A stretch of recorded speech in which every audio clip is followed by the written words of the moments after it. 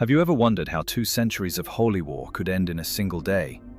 How the mightiest knights in Christendom, the Templars, Hospitallers, and crusading lords of Europe, lost the last fortress of their world?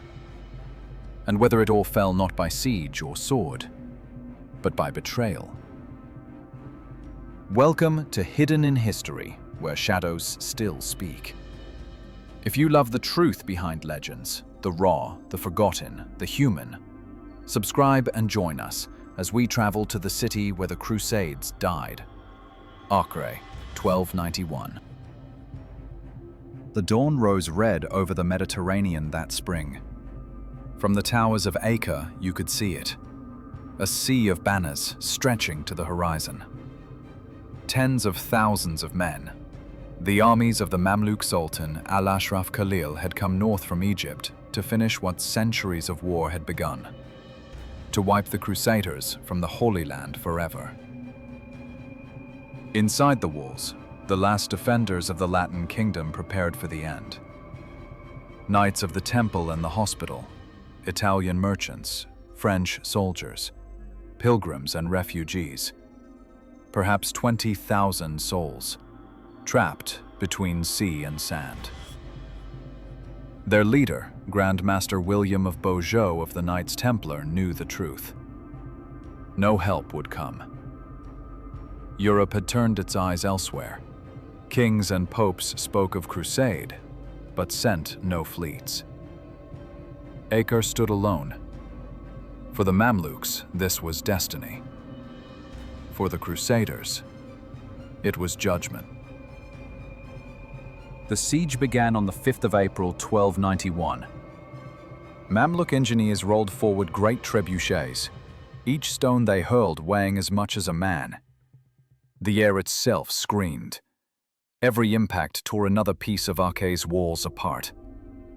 From dawn to dusk the earth shook, and at night flaming missiles arced through the darkness, crashing into homes and churches. Still the defenders held. Templars fought shoulder to shoulder with Hospitallers, crossbowmen from Genoa, and sailors from Venice. For 6 weeks the walls of Acre burned, and yet they stood. But even stone has limits. The accursed tower, the strongest of the city's bastions, began to crack. Within, knights prayed by torchlight while citizens crowded the harbor, begging for passage to Cyprus. Every ship that left carried not warriors, but widows, children, and priests clutching relics. Then came the morning of May 18th.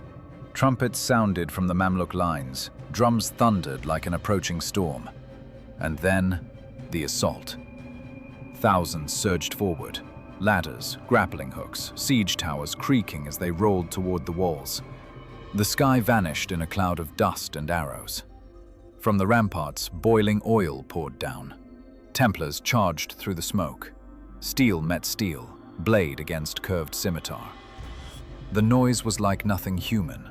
A roar of wood splintering, men screaming, the earth itself crying out. At the accursed tower, the Mamluks broke through. The Grand Master rode to meet them, blood on his mail, shouting for his men to stand. A spear struck him beneath the arm. He staggered, leaned on his sword, and whispered, "I am not running." Then he fell. When word spread that the Templar Grand Master was slain, panic swept the walls. The defense collapsed. Civilians fled for the harbor, hoping to find a ship still afloat. Some knights fought on, others tried to carry the wounded. But the gates were breached, and the streets turned to chaos. By nightfall, the city burned. The last survivors, the Templars and a handful of soldiers, retreated into their fortress by the sea. There, for 10 more days, they fought alone. And when the final wall fell, Acre was no more. The Crusader kingdom of Jerusalem, gone. For historians, this is the end. But centuries later, a whisper emerged. a legend born in grief. Some claimed Acre did not fall by force alone, that within the city, a spy had opened a gate or revealed a weakness in the walls. The first to write of it was the Venetian historian Marino Sanudo in the 14th century, decades after the siege. He spoke of treachery, though he named no man. Later French chroniclers, and even romantic writers of the Renaissance, embellished the story. In their hands, the fall of Acre became tragedy, a story of betrayal, gold, and vengeance. A hooded figure in the night, a gate unbarred, a city undone by deceit. But in truth, no contemporary account supports it. No letter, no chronicle from 1291 mentions a traitor. The spy is a ghost, an echo of human disbelief. Because to the medieval mind, the fall of Acre was unthinkable. How could God's warriors lose their last holy city unless someone, somewhere, betrayed them? And so the myth endured, not because it was true, but because it was easier to believe in treachery than in the simple, brutal power of time. For the Mamluks, victory was complete.